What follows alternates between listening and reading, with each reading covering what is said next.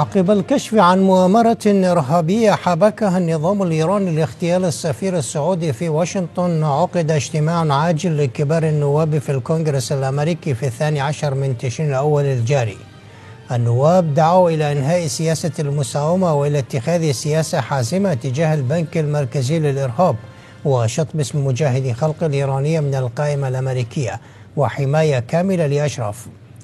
النواب الذين تكلموا هم جون لويز رفيق نضال مارتن لوثر كينغ عضو قيادة الحزب الديمقراطي والمعروف بضمير الكونغرس، روهرا باكر رئيس لجنة التحقيق ومراقبة أداء الحكومة في الكونغرس، القاضي تيد بو عضو لجنة العلاقات في الكونغرس، بوب فيلنر نائب رئيس لجنة المتقاعدين العسكريين، جودي تشو عضوة لجنة العلاقات وعضوة لجنة القضاء في الكونغرس، والحقوقي البروفيسور ألين جيرسون كبير مستشاري بعثة أمريكا في الأمم المتحدة من عام 1998 حتى عام 2003.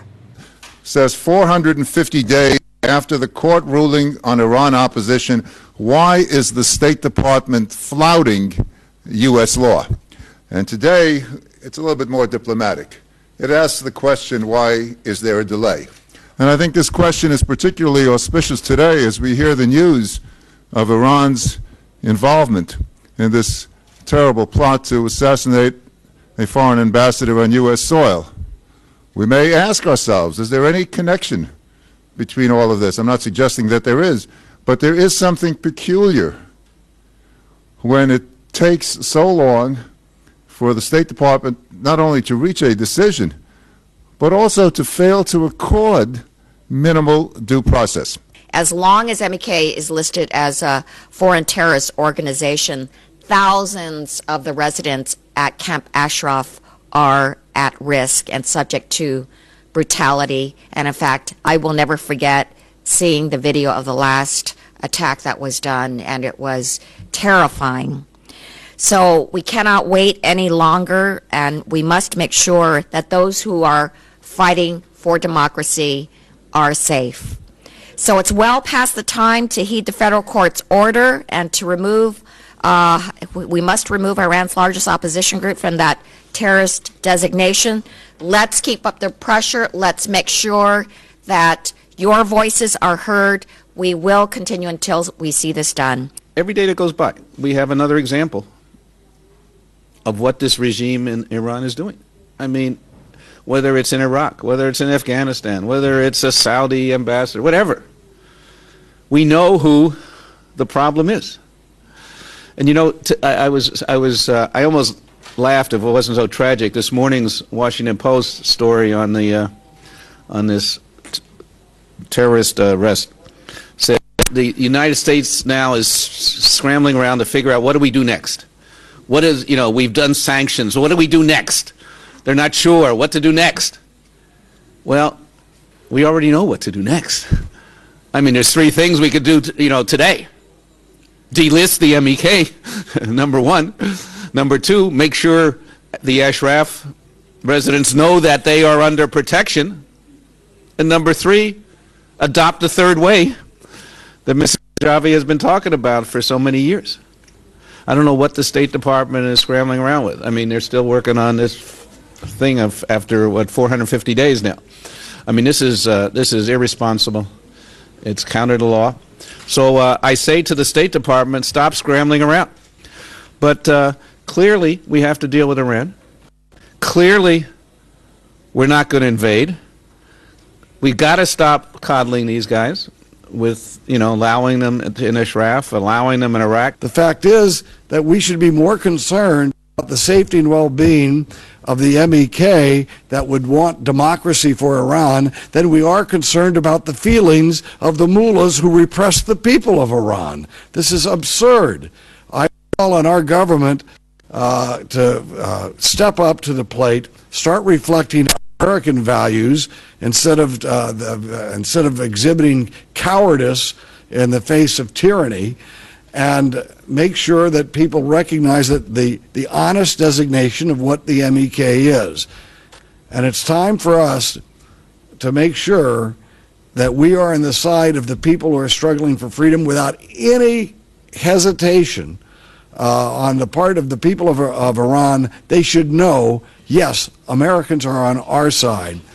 By making sure that by keeping the MEK designated as a terrorist organization, all we are doing is sending the wrong message there that people who are willing to fight against tyranny are in some way terrorists. First of all, there should be a designation of a foreign terrorist organization.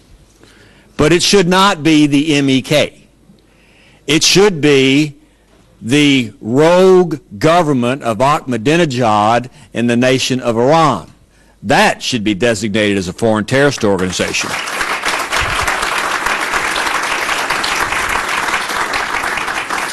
After yesterday's events, it is clear, hopefully, to folks in the United States that has been clear to you for a long time.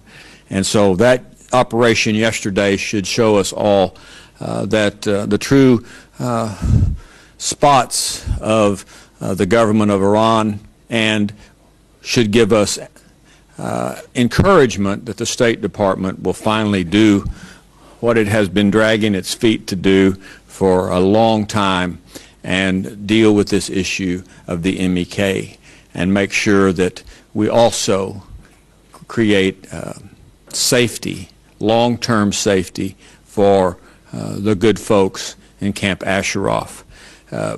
They need to understand, I'm talking about the State Department, but I'm also talking about the folks in Camp Ashraf, that we are not going away.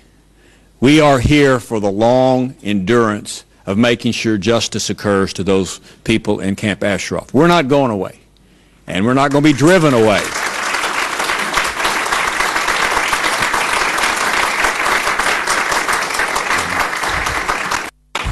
And they are those that continue to delay and delay and delay. They are not going to wear us down and make us give up because it's taking so long. I agree. I agree. 450 days after court ruling, why did it delay? Why did it delay? Justice delayed is justice denied. It is my hope, it is my prayer, that you will keep the faith and stay committed to building a united, democratic, peaceful Iran. There must be an Iran at peace with itself, an Iran that will live in peace with a neighbor and with the community, a nation. And believing that there are members of Congress like myself and others around this country and around the world that will be standing with you. So I say, hang in there. Walk with the wind. And keep walking. Keep petitioning. Keep marching. That day will come when Iran will be free, and the people will be free and liberated, and we all will live in a world at peace with itself. Thank you very much for having me.